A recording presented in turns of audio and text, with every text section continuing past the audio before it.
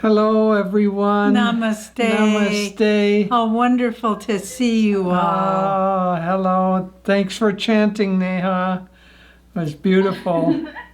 Nice to hear your laugh, Neha. Yes, we miss your laugh. We've missed your laugh for a long time.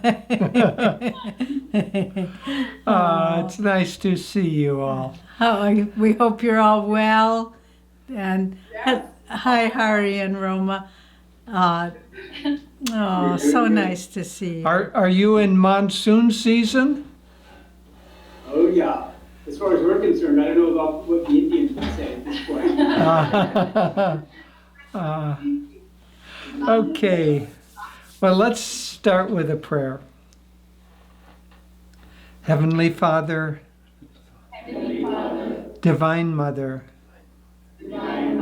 Friend, beloved God, Jesus Christ, Babaji Krishna, Lahiri Mahashaya, Swami Shri Yukteswar, beloved Guru, Paramahansa Yogananda Ji, saints of all religions,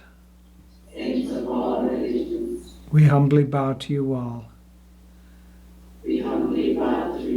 Bless us with deep attunement and the ability to follow the guidance that comes from thee.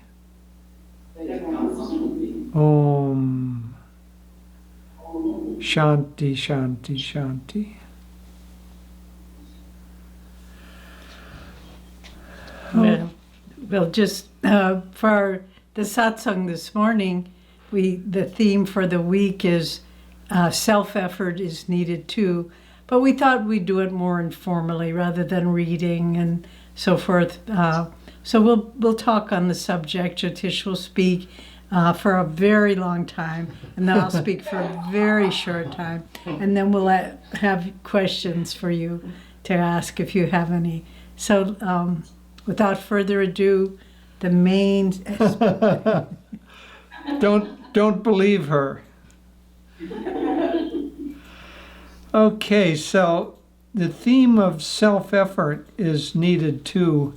There are really three components in our progress along the spiritual path. And Master mentioned this. He even gave percentages. He said 25% of the effort is done by us, but we have to give 100% of our effort to make up that 25%. Then 25% is done on our behalf by the Guru, and then the other 50% is the grace of God. So no matter how hard we try, we're only going to make up 25% of what is necessary for spiritual progress. But without that trying, we aren't going to receive the other 75%. Ramakrishna put it in a very interesting way. He said, if we want to cross the ocean of delusion, it's like sailing. And we have to get on the boat, we have to untie the boat from the pier, we have to raise the sail, and we have to adjust the sail as we move. But we don't provide the wind, nor do we provide the sea that supports the boat. The sea and the wind are provided by the grace of God. But if we don't do our part, that boat isn't going to leave the pier. It's going to remain tied to the pier. And so our part is an absolutely essential part of the picture. Now, all of this is helpful mainly to know that we're not in this alone.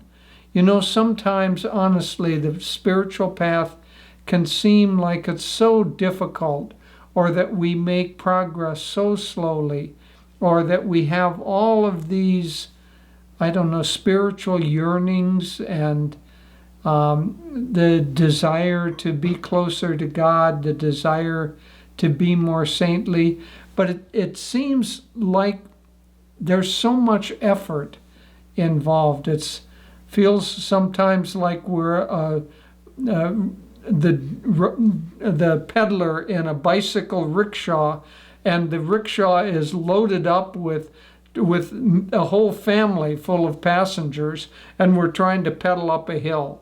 That's what it feels like, when in fact it's not true at all. It's in our mind, and even the sense of effort is self-created. Like the sailor, another story comes to mind. One time a family was visiting from from Italy, and good friends of Swami Kriyananda, and he took the family to Disneyland. And they were on a ride at Disneyland where they were in a little boat, and you couldn't see it, but underneath the water, the boat was on a track, and it was kind of moving along this track, and it went towards some rocks, and just as it got close to the rocks, it veered off to make it a little bit more exciting. Well, this elder man from Italy didn't realize that the boat was on its own course, being driven. The boat had a little steering wheel, and so he thought that he was steering the boat. And at one point, Swami was in another boat with some other people, and they waved and said, "Hello, Johnny, hello." And he said, "Don't bother me, I'm busy steering." And it was all seemingly, to him, the delusion was that if he didn't steer that boat, that they were going to crash on the rocks. Well, doesn't that sound a little bit like our lives?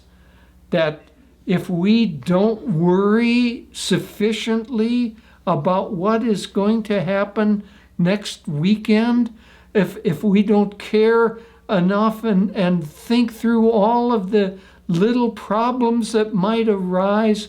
Haridas told a good story with his mother. There was some family drama going on, and his mother was worrying and worrying about it, and in the end nothing happened, and she kind of laughed and said, "Well, I wasted a good worry that time." But doesn't it seem like unless we worry about something, that it's not capable of taking care of itself? That unless we feel like we're controlling the situation, it isn't going to turn out okay? And I'm talking about things over which we have absolutely no control. We can worry about politics. We can worry about the weather. We can worry about the monsoon. We can worry about, the cricket team. But we are so involved in these things over which we have no control whatsoever, and it's because there is the sense within us that we have control over the situation much more than we actually do. When you get right down to it, let me ask you this question. When you sit to meditate, not even talking about whether you can control what Modi does or doesn't do in national politics, when you sit down to meditate, can you control your own mind? That's where we have to start. And how do we start? Well, let's come back to this formula that Master gave us. We have to work to do our part, but that's 25% of the effort. So in meditation, our 25% is to try to meditate as deeply as we can, to do the techniques as well as we can, to try to concentrate and be deep, to open our heart to the influence of the Guru. But what that is that's us being like the sailor that is doing his best to adjust the sail just in the right way to catch the wind as well as possible. But even if we don't adjust the sail very well in meditation, even if our mind is restless, even if we don't practice the techniques with deep concentration, or maybe we don't practice them at all, still, even the desire to move across the ocean opens us up to some of the grace of God and Guru. Now, they won't do the work for us. We have to do that, but they'll do 75% of it. But they won't do the other 25%, because really what our work is not to make the boat move. Our work is to tune in to the Guru. And so what our part of it is, in a deeper sense, Master so often among his devotees, and Swamiji for all of us, talked about the importance of attunement. And so to tune in to the will of the Guru, to tune in to the will of God, is our primary job. You know, the whole of Master, the whole of Swami's life could be summed up. We had a beautiful satsang earlier this evening with Shurjo and Narayani, who are visiting. They'll be in the U.S. for about 2 more weeks, and then they'll go back to Mumbai, where they will help lead the work in Mumbai. And so we're getting a center in Mumbai. They've rented a center and an apartment for them. Diana, as you know, is spending quite a bit of time now in Mumbai. And the work is just expanding and expanding and expanding. But at this satsang, Narayani spoke so beautifully, and she said that the whole thrust of Swami's life could be summed up that everything that he did was to accomplish 2 things. One, to attune himself more to the vibration and the connection with Master, and secondly, to share Master's teachings and vibration with others. But to tune in and to share is, one could say, the essence of the spiritual path, because Swami, of course, had a huge work and a huge mission of sharing, writing all of those books and giving thousands of talks and all of the things he did. But each one of us has some mission, some way that we can serve the Guru and serve in sharing what we receive. Because if we don't share, then God will fill up the little cup that we have. But if we don't then share that with others, our little cup gets full. The amount that we'll be willing to receive is just a little bit. And so we have to pass on what we receive to others. So what this comes down to in practice in our lives is that when we sit to meditate, and periodically during the day, we have to, as deeply and as sincerely as possible, to really try to ask the question, Master or Swamiji, what is it that you would like me to do? Now, when we're meditating, the answer to that almost always is go deeper in meditation. If we were asking Master, what should I do? He would say, do Kriya, do Hong Sa, do Pranayama, and still your mind and still your heart, and try to go deep in meditation and feel God's presence. And when you feel God's presence, then offer yourself more and more deeply into that presence. The whole of the spiritual path is overcoming the ego, and that's primarily a sense of self-offering. Self-offering in meditation, offering yourself into the light if you see that in the forehead, offering yourself emotionally, lovingly, with devotion into God's presence, into His light. But that self-offering is what makes that connection between us and the Guru, and us and God through the Guru. And as that connection deepens, then more and more clearly we hear their whispers, as Master put it, the whispers from eternity. We hear their urgings. We can feel. It isn't always, I say hear, but it's rarely that we hear a voice. It's more that we feel an intuition. We feel a sense of connection. And as we deepen that and rely on it more and more, then the Master will actually guide us. We have the purification ceremony, and what we say in that is the Master says, open your heart to me, and I will enter and take charge of your life. And opening the heart to the Guru is our job. That's the self-effort. It's not running around. Of course, service is necessary. I'll talk a bit about that.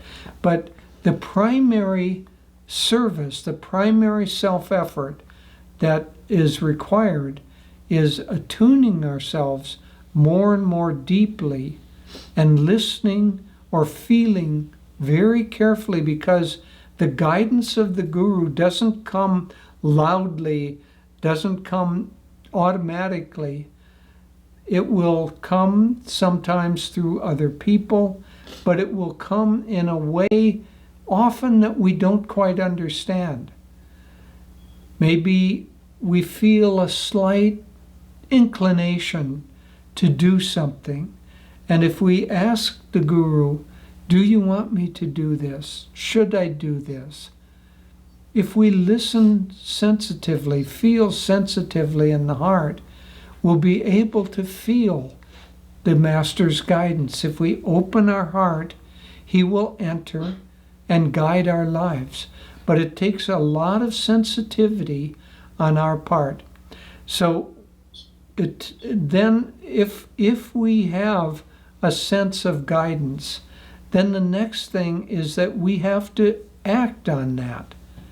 And we have to push the edges of our boundaries. That doesn't mean just always working harder, because working harder is sometimes too outward of an act. But it may mean that we are being asked by the Guru or by other devotees to do something that is outside of our comfort zone. Maybe we don't chant very well, but Haridasa Roma says, would you lead chanting? And we don't feel comfortable doing that. But take that as not just Haridasa and Roma asking that, but as God and Guru asking through them. And so here I'm really talking not so much about the outward act, as God will put you, if you open yourself to Him, He will put you in situations where you have to expand beyond where you've drawn your self-limitations. And often those are emotional limitations. They aren't outward limitations. They're how much are you willing to surrender yourself to God and Guru? How much are you willing to offer yourself in service to others? And I don't mean just in amount of time. And how much are you willing to care about others? How much are you willing, when they need help, to really get in and help them?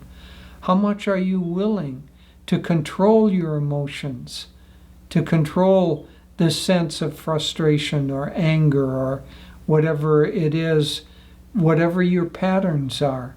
Because it's those things that the Guru is trying to change in us. So that journey across the ocean of delusion isn't a physical journey. It's a journey inside and of the heart, but the delusions are the ones that we have particularly, one might say, attached ourselves to. The delusions are universal, but we attach ourselves to certain ones of them. And so our job and our self-effort is to keep offering more and more deeply, more and more sincerely, more and more devotionally and lovingly, and more courageously, everything that is holding us back, to offer that to God and say, you take this. I don't want it anymore.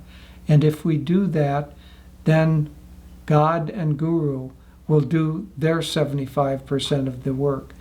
But if we don't offer, there's no place for them. They won't come and force themselves on us. So that's really what our self-effort is.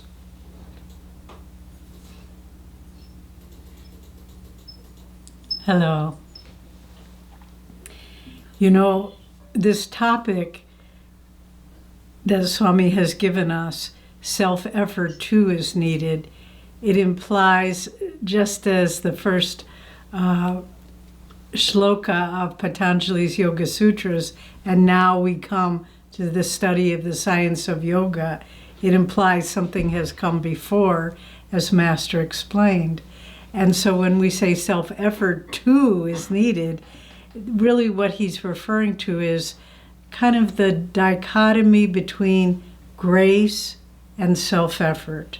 And this is something that it's really a mystery, and it's something that we all really need to meditate on and try to understand in our life, because it's the self-effort that draws the grace, but it's the grace that draws the self-effort. We can't, Master said, we couldn't put one foot in front of the other on the spiritual path if it weren't for God's grace. And so we need to understand, what is the nature of spiritual effort? It's different from the effort we make in any other activity in life. Some years ago, you've heard us talk about this from time to time, perhaps, but perhaps foolishly, perhaps wisely, Roma and I decided that we were going to run a marathon. And so we went into training, and we said we were making the effort. We had goals.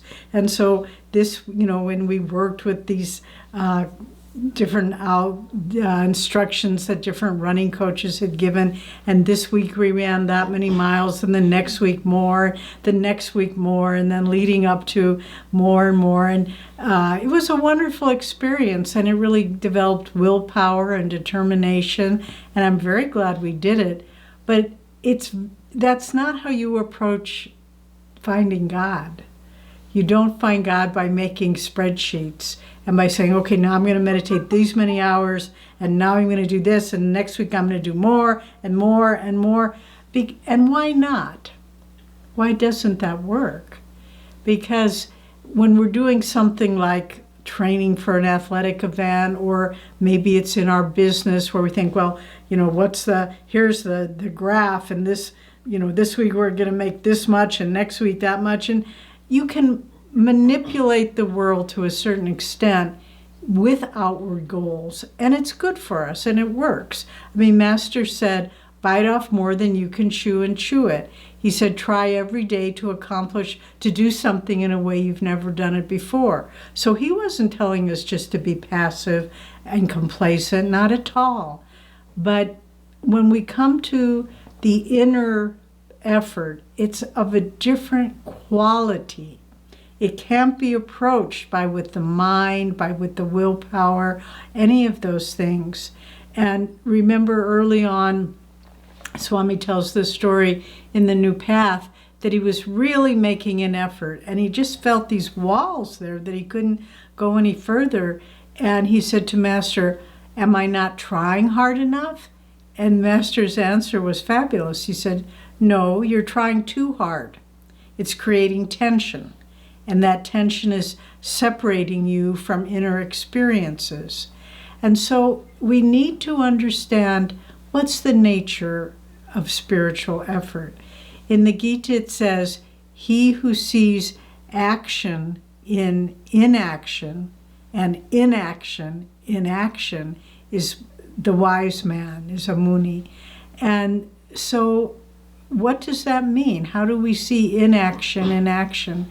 Well, it comes back to working with the grace of the Guru, with the presence of the Guru. So when we come to meditate, and we have to make an effort. If we just say, well, maybe today I will, maybe today I won't, maybe I'll do it at this hour, maybe I'll do it that hour, that doesn't work. There has to be self-effort, but really, in a certain sense, the effort is simply to put yourself in place so that the grace can come to you.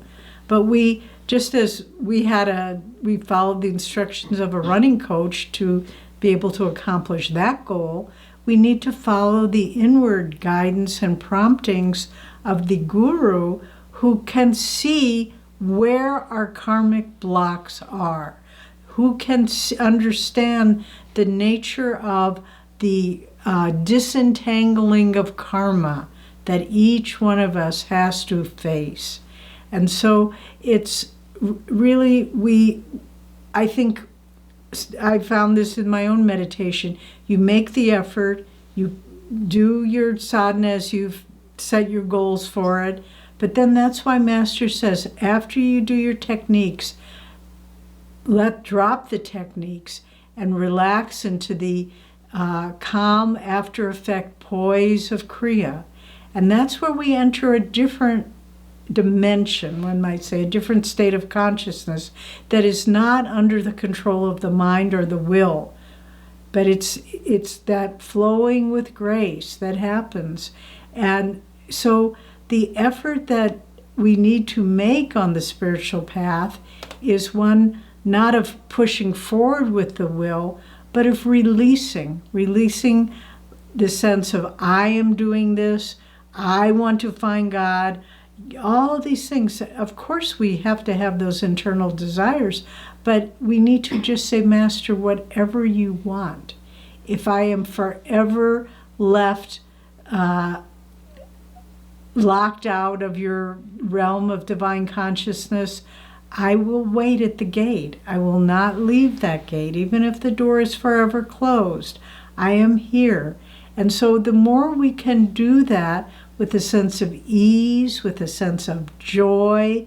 Remember, Swami had said that we should meditate. If you want joy, meditate with a sense of joy. If you want to feel bliss, meditate with a sense of bliss. So bring those qualities to the table.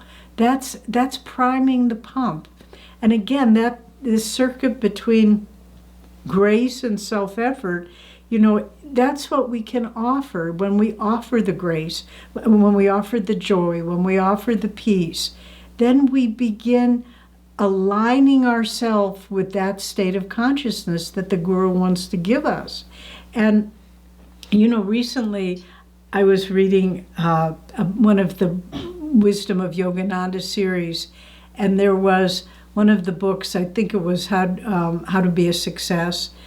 And there was one little paragraph that I'm sure you've had this experience, that maybe your eye had seen those words many times, but with the grace of the Guru, it just jumped out at me. And it was one little phrase that said, innate subconscious weaknesses. And I just thought, oh, wow, that is a very powerful concept, because we go along lifetime after lifetime. Maybe we have a sense of we're not being treated fairly. Maybe we have a sense of insecurity. Maybe we have a sense of, feeling inadequate, all of these things. And we think that's kind of who we are. We think it's like the filter that always has to be there. But when you start doing Kriya and you start bringing that energy up the spine magnetically, then you realize, I don't have to be that way. I don't have to be insecure. I don't have to be jealous. I don't have to be threatened by people if they're bossy or pushy or unkind. What difference does it make? I can't control them. But the innate subconscious weaknesses that every single one of us have, and we can't get there on our own. I mean, it's just too elusive because it's like, it's such a innate, it seems to be such an innate part of who we are. But then the guru comes and he said, make the effort and I will untie those knots. And you'll start to feel the release of that energy. But then you have to do your part. And when you start feeling those tendencies coming up again, and what Master recommended, and it's very, very effective, if there are certain issues, chronic issues that you're dealing with, and you feel like, oh, I see it for the first time, and I'm going to try to work with that. And then then you feel, okay, maybe I'm done with it. And then they come up again. Somebody else comes and makes you feel inadequate or put upon or not worthy or whatever. And then it awakens it all over again. And what Master said was, at the end of meditation, repeat over and over, my Father and I are one. My Father and I are one. And if you can do that, in the context of your subconscious weaknesses, then you begin feeling them very dramatically released. And so, effort but grace, effort but grace.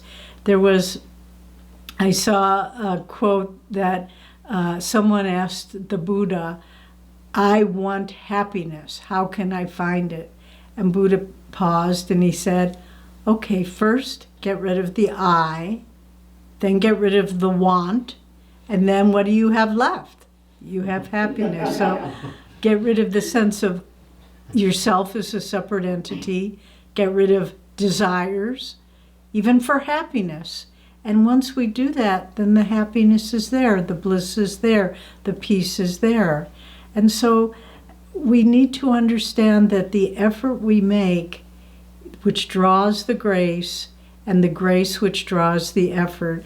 You know, Ananda is going to have its 50th anniversary next year, and my birthday, spiritual birthday, actually corresponds with Ananda's birthday. I came 4th of July, 1969, and that's going to be my 50th birthday of being on the spiritual path and being part of Ananda. I know beyond any question of a doubt that without the grace of the Guru, there's no way in the world I would have stayed on the path for 50 years. That's a long time. But I couldn't have done it by myself. And of course, Swami trained us, he guided us, he was kind to us, he was patient with us, he never criticized us, all of those things. But it was the grace of Master and through Swami that gave us the ability to keep going. And and we all hit the point where we say, I'm not so sure about this. I'm not so sure about this spiritual path. I think I'll find something wrong with it. I'll find something wrong with the ashram. I'll find something wrong with the leaders. I'll find something wrong with anything so that we don't have to admit to ourselves, I'm pulling away. It's their fault. It's not my fault. And so if we can just realize that the ability to stay on the path, the ability to do Kriya, that in itself is God's grace. And so when you sit to meditate, remember, make it filled with gratitude. Master, you've brought me into the meditation room one more morning. You've helped me to do the techniques one more day. Thank you. Thank you. And just every day realize that we don't do it by our own efforts. We have to have the intention. We have to have the wanting it. But ultimately, I've told this story before, but early days at Ananda, I was going through, some emotional thing. And one of the nice things about being on the path 50 years is you can look back and you see, wow, there's a lot of debris left behind. And so I was going through something, and I was trying everything I knew how to overcome this situation. And finally I went to Swami and I said, Swami, I don't know what to do. I'm meditating, I'm praying, I'm doing affirmations, I'm visualizing. And then he said, so patiently and just kind of blessed me, and he said, ultimately these things are God's grace. The ability to overcome them is God's grace. And so, it all comes back to that. But we can't be passive. I hear a lot, unfortunately, people say, oh, it's all Guru's grace, it's all Guru's grace. Well, of course it's all Guru's grace, but if you just expect that to come and you don't do your part, then you're not entering into that flow. So that's, I think, one of the real insights that Master brought was the use of willpower. That's why the energization exercises are such, he said it was his contribution to the science of yoga, and it's so central to all of our techniques to do that, the energization, and to develop a dynamic sense of will, and then bring that into everything we do, into, Jyotish mentioned service. Service is a wonderful part of the spiritual path, because for most of us, meditation isn't the largest part of our time spent during the day. It's a small portion of it. But in service, we're again putting out the effort, but without trying to do it without the sense, I am the doer. And, everything that Swami said it over and again, anything that these aren't my books. I haven't written them. God wrote them. He said, Ananda isn't mine. It isn't yours. It's Babaji and Masters, and they'll do what they want with it. And so just to, in our service as well, that's how we understand if we understand how to serve without a sense of I am the doer, then we can bring that into our meditation. And if we bring that into our meditation, then again, it's reciprocal. Then we bring it into our service as well.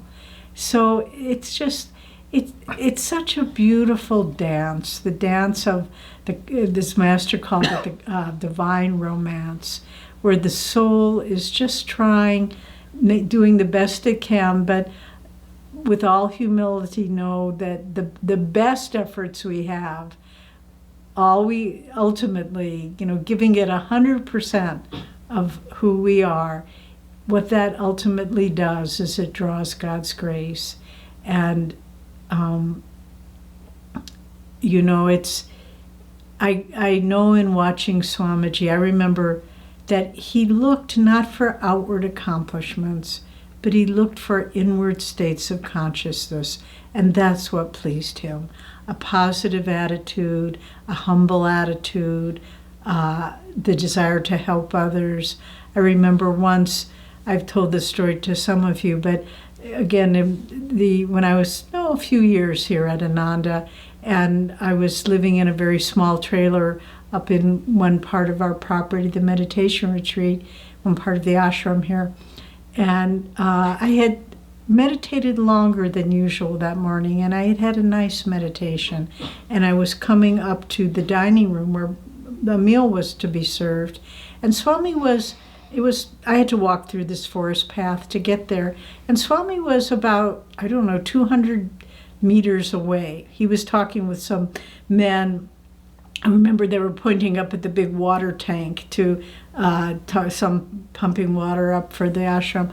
And his back was to me. He was about 200 meters away, and he was involved in a conversation. And I didn't want to bother them. I wasn't involved with that project. But I just was walking on this little forest trail. Swami turned around and walked all the way over to me. And he just looked at me, and he said, "Very good." That's all he said. And then he walked back. And I walked on to breakfast. But he knew that I had felt inspiration in the meditation that morning. And that's what he looked for. Not, I did this and I accomplished that. He really didn't care about that at all.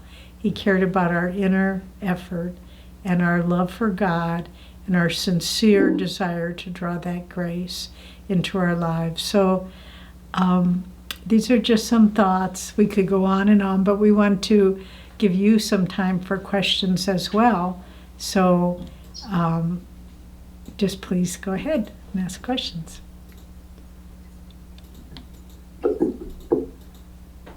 Yeah. Okay, I have a question. First of all, thank you so much for the very beautiful and inspiring satsang, and thank you for your time. My question is, how do we keep ourselves inspired in self-effort in a long run? So, especially sometimes if we feel that, we are not going anywhere, how do we actually keep ourselves inspired in self-effort? Okay. Okay, well, maybe I'll start with a few things. It's more of an inward thing, and just as during the day, sometimes we have more energy, and in the evenings a little less energy often. We have to accept that we have rhythms in inspiration. And so don't expect always to have a big romance with God. Oh, I'm so excited. I'm so inspired. That's kind of straw fire, doesn't last very long. But try to keep more of a constant relationship going. When you have a little spare time, when your mind doesn't have to be occupied on something, train your mind to chant or to repeat one of Master's poems. I was just this morning, I went out for a walk, and while I was walking, I was repeating the poem that I love very much that starts out, "From the depths of slumber as I ascend the spiral stairway of wakefulness, I will whisper, God, God, God." So Master's beautiful poem, God. I've memorized that, and it's one of the things that I repeat. Now, speaking honestly, sometimes I'm just repeating that kind of rote. I'm not really thinking about the words very much. You can do a lot of things that you don't pay much attention to, but sometimes that repetition then brings me great inspiration. So any attempt to keep your mind, it's got a line in it. No matter where I go, the spotlight of my mind will ever keep turning on thee. And in the battle din of activity, my silent war cry will be God, God, God. So find ways to try to keep your mind turning toward God, and especially in the little times when it's not, doesn't have to concentrate at work or whatever, while you're riding in a car or standing in a queue or whatever it might be. That's one thing. Another thing is that it helps to be with other people who are going. One of the advantages of satsang is that if one person is down, another person will be up. And just being around them, there's a magnetic interchange. We're linked together on a quantum level. And being around another person that is inspired during a time when you're not very inspired will help bring your energy up. And so spend time with devotees, spend time with people who are inspired, and the opposite, try to avoid spending very much time in activities or with people who bring your mind down. And so satsang is very important. And then little things like connecting with the Guru each time that you see his picture, reacting with gratitude as an automatic reaction when things come to you, and especially when something unpleasant comes, to train yourself to say, thank you, God, I needed this, whatever it is, but various little tricks. Well, Neha, really what you ask is the essence of how do you keep going on the spiritual path. One other, what Jyotish said, of course, were the most important points. But many years ago, there was a visiting Swami from India who did a satsang. This was probably 1972, maybe, let's call it that. And he was visiting from India, and he was a great man, a great spiritual man, and he came without an entourage, all by himself, but he stayed for some time at the ashram and then he left. But he did a satsang, and I asked him that same question that you just asked. I asked him, how do you keep your motivation to keep making the self-effort to stay on the spiritual path? And his answer was very surprising. He said, don't compare yourself to others. And that didn't seem to, it wasn't very satisfying to me at the time because I didn't understand it. But over time I have understood it. And essentially comparing yourself to others, what does that do? It does several things. It makes the spiritual path, one, a competitive sport, which it is not. And it is not performance. There are no performance standards. Let's say someone came to Master, a young disciple, and said, "Oh, Master, I meditated." She was just new on the path. "I meditated for an hour today," Master was not very enthusiastic. He said, "You should have meditated half hour. You would have been more concentrated." So if we externalize, that's what it is. You externalize your efforts. That's why we shouldn't compare ourselves to others. Because maybe somebody looks like the great yogi and they're sitting in meditation for long hours. You don't know where their mind is. Maybe you come and sit for a moment, but your mind is filled with love and devotion for God and you feel His presence. Who's pleasing God more? And so to not externalize things, but just to don't compare yourself with others, but at the same time, be self-honest. And if you're saying, "Oh, it's okay if I just meditate 5 minutes a day, nobody's watching, nobody's counting," well, that's not honest. You know what Master says. He said we should meditate an hour to an hour and a half a day, do our kriyas, do our techniques. And so to be honest and say, am I making the best effort I can make? Maybe somebody else can make a much better effort, but I can't worry about that. I can just say, am I doing my part? And if you're honestly doing your part and keep trying, you will find that God gives you the inspiration, the motivation, the ability to keep doing it. So again, it comes down to the formula that we started out with. 25% our effort, 25% the Guru's intercession on our behalf, 50% the grace of God. But that 25% has to be 100% of what we can do. So, and as we said too, to qualify that, there will be periods of where we're really going deep in meditation, where it's a joy, there's no effort involved, and then one morning you wake up and it's like nothing. You can't even remember how to do the techniques. And then you just have to sit through. Why? Why does that happen? It's old material karma that's coming up, materialistic consciousness from the past, and it's blocking our ability. But we've brought it to the surface, that's all. It's always there. It's not like anything new happened, but now we can release it. So don't compare yourself, but be self-honest and make the best effort you can make. Okay, that was a long answer to your question, but it was an important one. Is that Sean sitting in? No, who's the little boy in the way back? What's his name? What's the camera? Nivan. Oh, hello. Nice to see you. You're very quiet.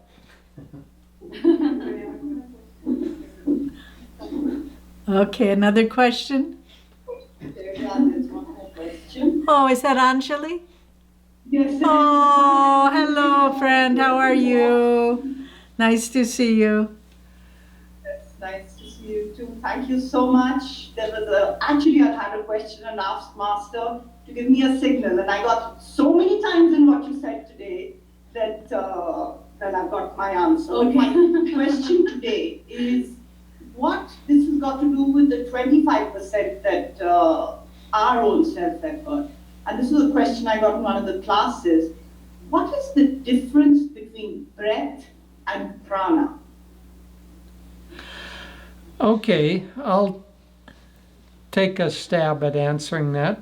First of all, breath has to do with the inhalation and exhalation of air.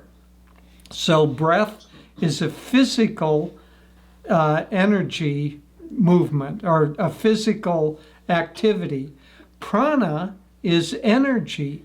So the breath helps to awaken or stimulate prana, but prana can flow without breath.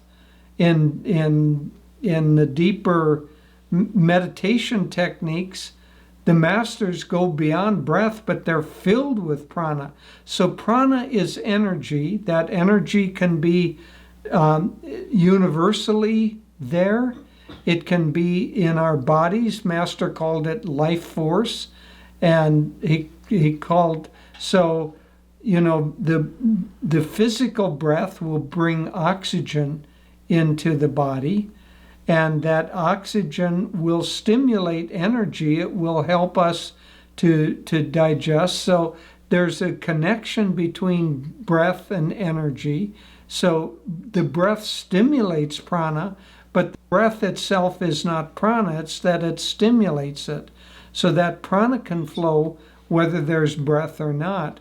But here we are as yogis trying to interiorize and to stimulate the movement of prana in the deep spine, and therefore breath and pranayama techniques help as an outward way, because most people can't feel the prana, can't feel the flow of energy in the spine without that, but they can easily feel a physical breath, or they can feel the placement of the breath and so on. So breath is a more outward physical activity, but it stimulates the flow of energy inwardly, and that flow of energy is the prana.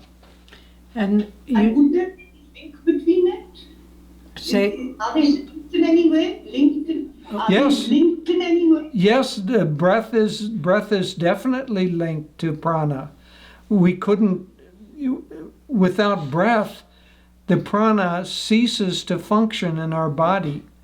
So, you know, the typical person, if they don't breathe for 5 minutes, they're going to die. The prana won't move. So there's a very, very strong link between breath and prana, but they're not the same. There's a link between breath and the circulation of blood, but the circulation of blood is something different from the movement of air in and out, but they're definitely linked together. and remember, Master says with regard to Kriya that you should do Kriya till breath becomes mind. Well, what does that mean? I mean, that I can't say I entirely understand it, but essentially all of his techniques, starting with, again, the energization, you know, there's a lot of pranayama, breathing techniques. And in fact, pranayama usually refers to breathing techniques, although it has a subtler meaning as well, control of the life force or prana, but life trans. But, you know, when we do the energization, we're filling the body with oxygen, but then we're also becoming sensitively aware of the flow of energy, the flow of prana. And then when we begin, after we do the preliminary techniques, do the practice of Kriya, little by little we're able to translate or transfer our awareness of the Kriya breath to the flow of prana in the spine. And so one leads, you know, the breathing is and the breath is is a more gross form, let's say, of the flow of prana. And Kriya helps us to awaken that flow of the awareness of the flow of prana in the spine, and that the more we can do that, the more that becomes a magnetic channel that draws more and more prana, and ultimately that's what leads to God realization, to enlightenment, that all of the prana gets drawn into the spine, into the higher chakras, and then that's the end of the game. Thank you. I saw that someone had written in a question. They're having trouble being regular in meditation. And if you're having trouble being regular in meditation, thank you.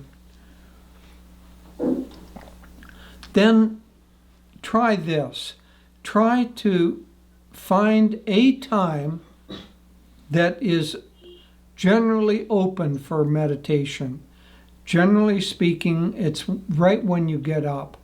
And if nothing else, promise yourself that you will meditate for even 2 minutes, just to sit and do a prayer and do 14 hong saws. Just that much. But do it so that you don't ever miss that. And then you have something stable. Because irregularity means that you're unwilling to hold yourself to any kind of a standard. And so start with a very low standard, but you have to put out your willpower to follow that. Make that as easy as you possibly can, but do put a stake in the ground, and that will give you something that you can build on. And I would just add, again, coming back to satsang and the support of other people, if you're having a hard time meditating, get a meditation buddy. If you can't come over to the ashram in the morning, where that would be ideal, but if that's not possible for you because of logistics, then just try to, maybe you have somebody in your neighborhood you can meditate with. There was a time in my life where I had a friend and we would meditate once a week for 3 hours, and that kept me going. It was very important for me at that time.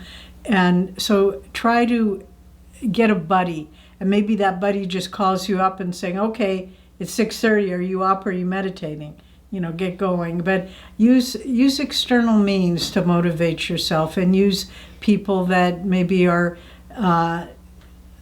maybe you do, I don't know, a WhatsApp distribution group, whoever wants to be on it in Bangalore, and you send yourself a little WhatsApp every morning at 6 o'clock or whatever time, and okay, get up, let's all meditate, and just make it fun. Yeah, and everybody has to check in. Yes, I'm up. Yes, I'm going to meditate. And if you don't check in, then somebody can nag you. Yeah, they'll call you on the phone. Okay, friends. Well, I think our time is coming to an end. It's been so wonderful. And, we'll be leaving, we'll be in India in less than 2 months. We'll come September 15th, we arrive. And so it'll be wonderful to be with you all. And we'll be spending not a lot of time in Bangalore, but some time. And we'll get to see you all in person. So, and you know what I would like to do actually to close? I know Hari and Roma's, they're going to be leaving soon because of their daughter Rose's surgery. Let's close with a healing prayer for Rose. So she's a really beautiful, deep, wise, spiritual being who I've known her since she was born. And she has a special place in our heart. So let's visualize Rose and let's pray. Divine Mother, Divine Mother, Thou art omnipresent. Thou art in Rose. Manifest thy healing presence in her body, in her mind, and in her soul. let's send out blessings from God and Guru for her healing.